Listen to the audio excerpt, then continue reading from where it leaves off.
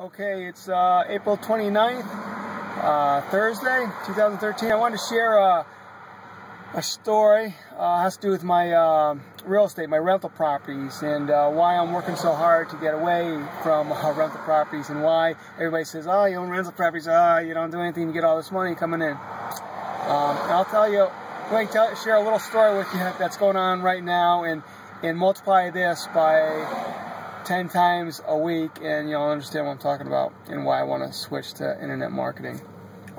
Focus on that. Got a property in New Haven. The 13th, I think it was the 13th, I get a text from the tenant, no hot water. Okay, send my maintenance man over there, and he just relights it. It's electronic ignition, and what's important to know here is these are high efficiency furnaces and high efficiency hot water tanks, which means they're not vented into a chimney flue like most. They're directed right through my foundation outside. They're high efficiency. So that was on the 13th. He goes over there, relights it. Next day, she texts me again, and I like that. People text me instead of calling. She texts me again. It went out again. I have no hot water. I call Angel. I said, Angel, that's my maintenance man. I said, what'd you do when you went over there? And he goes, it was out. I just relit it. It's an electronic ignition. Just press the button. I said, well, look, if you relit it, it's out again. I'm going to call the furnace company or my plumber. But in the meantime, can you go? He goes, well, it's real simple. I just tell her on the phone. I said, no, go over there. If it's that simple, just show the tenant what she's got to do. And tell her I'm going to get a heating and plumbing contractor over there because there must be a problem if it went out 2 days in a row. So now that's April 14th. So he goes over there. Okay, I relit it, showed her, no problem. So, and I tell her, the contractor's going to go over there. Contractor goes over there. Guy's been with me for, like 6 years, doing all my maintenance, all my new furnaces, air conditioning, and the properties that I flip. So, very trustworthy guy. We got a good rapport. He goes over, he says, Mark, he goes, you got a problem. It's not with your hot water heater, it's with your furnace. The vent going outside is partially melted. This thing overheated, and it must be emitting. He goes, what I think, he goes, you got to replace this. The sun caused it to overheat, and you could possibly get carbon monoxide in the house because the vent going outside is partially melted. I said, well, is it a motor? What do you got to do, replace it? He goes, no, we got to replace the furnace. It's 15 years old, He goes, you don't want these people getting carbon monoxide. I said, Tim, I got a carbon monoxide detector in the basement, and each apartment, it's a two-family house, each apartment has a carbon monoxide detector. I said, I don't think they're getting carbon. He goes, well, I'm telling you, you should replace it. I said, all right. So I sent him over here for a hot water service call, and now I'm replacing the furnace. He goes, the hot water tank is, because it's high efficiency, it has a carbon monoxide detector. I think that's sensing carbon monoxide and shutting it off. Makes sense to me. Okay, do it. $3,000 for a hot water heater. Not going on. So they do that like that's that day. So this is the second day. So I have my maintenance man explain to the tenant, because they're both speak Spanish, what the situation was. Okay, thank you, Mark. And all right, no problem. Sorry for the aggravation. She calls me the next day. No hot water. So now I spent $3,000 and I got the same problem. So I called the plumbing and heating contractor. I said, we got a problem here. We got a problem here. $3,000, and she still has the same problem. No. I said, yeah. So he goes back over there. Okay, Mark, I think it needs this part. Now he's talking some sort of sensor. I'm like, I don't know what it is, what the problem is. I just want the problem to go away. Just fix it. All right. Tim, I just spent $3,000 on the furnace. He goes, yeah, but you needed that, something melted that vent going outside, and that's a problem. You could be getting carbon monoxide in the house. So that was just a completely another issue. You're lucky I was here to find it out. Okay. And again, I have no reason to doubt him. So anyway, now I got a new furnace for $3,000 and a service call and a new part for the hot water heater. Very apologetic to the tenant. Sorry for the aggravation. You're great. So that started again on the 13th or 14th. So the day I was leaving to go to the Chicago event, I get a event. I'm on the highway. I get a text from the tenant, no hot water. Now I pull over on the highway. This was in the morning. I was not, I was pretty upset. I call up the heating contractor guy, and I said, "Here's the deal. I'm on my way to Chicago. I've just spent a lot of money with you, and the problem's not fixed. I'm out of here. You got our number. I don't want to. I just want it fixed." "Okay, Mark. Sorry. Blah blah blah." So he goes over there. So the plans was for him to go.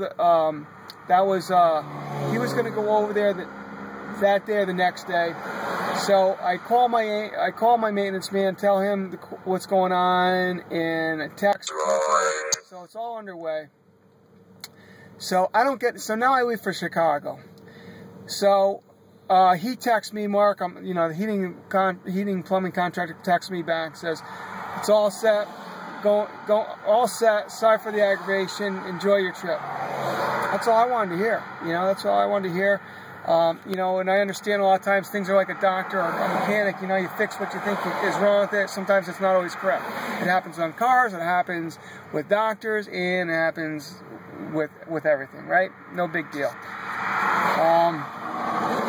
So that was the 18th of April. So I got a text 2 days ago, no hot water. Same tenant. And she texts me, no hot water, I'm fed up. No one ever came that Saturday. The day that the contractor texted me, said it's all set. You replaced something.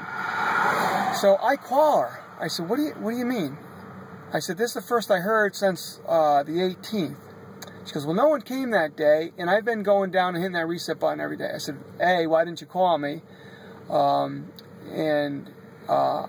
find it hard to believe, but I'm not saying you're wrong. I'm going to get to the bottom of this. They told me it was all set. They told me they went there, they serviced it. She goes, nobody ever came. I said, all right, why didn't you call me?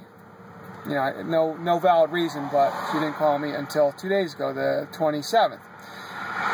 So I called Tim up that morning, heating and plumbing contractor. I call him up, and I said, Tim, and I'm trying to keep my composure, because I don't, when we're in 20 years, I just let things go in one ear and out the other. Don't take anything verbatim. So, Tim, I was told you were never over there, and she still has no hot water. I said, what do you mean? Because, yeah, we were there. He described the person that let him in. And he goes, replace the part, and this is the first time I knew there was any problem. It's all right. So, I said, look, I just want, you got to go back there. I said, I got over $3 grand invested in this. I'm not going to call anybody else to try to fix it. You've been over there several times. I need you to fix it. And he's a man, he's like a little bit, embarrassed. Mark, be over there right away. Goes over there. He says, Mark, we shut it off and turn it on. He calls me back a couple hours later, texts the tenant, tell her what's going on. She said, I call her back, actually, and tell her what's going on. Okay, sorry, appreciate it. I said, don't thank me, don't appreciate it. I said, I'm sorry for your aggravation. Heating contractor calls me back up. He says, Mark, my guy's over there now. He shuts it off, turns it on, shuts it off, turns it on.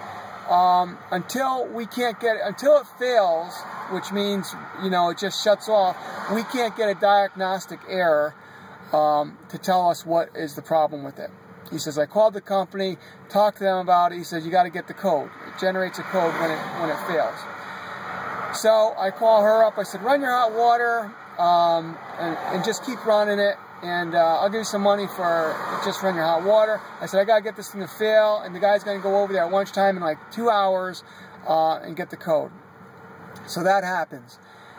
He calls me up. The plumbing contractor calls me up. I got the code. I ordered it. They're going to overnight it, be here tomorrow. So it's supposed to go in today, or yesterday today. So he said, we'll get it tomorrow. It was today. We'll get it today and put it in.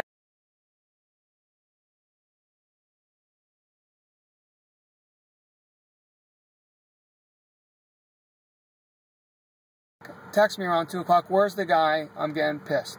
You know, I called Tim up right away.